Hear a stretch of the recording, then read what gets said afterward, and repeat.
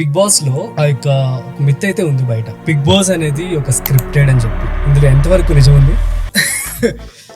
Scripted అని నేను అలాగే అనుకున్నా యాక్చువల్లీ స్టార్టింగ్ లో.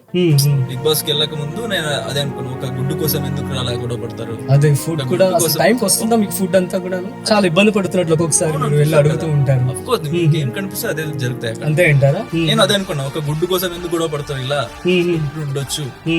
అక్కడ వెళ్ళినప్పుడు మీకు అనిపిస్తుంది ఆ గుడ్డు కూడా ఇప్పుడు నాతో ఒక గుడ్డు ఉంటే మీరు అది అడిగితే నేను ఇస్తే నా సెల్ఫ్ రెస్పెక్ట్ పోద్ది. అలా లైక్ వాడు కాపాడుకోలేదు ఆ గుడ్డు కోసం, అలా వస్తుంది.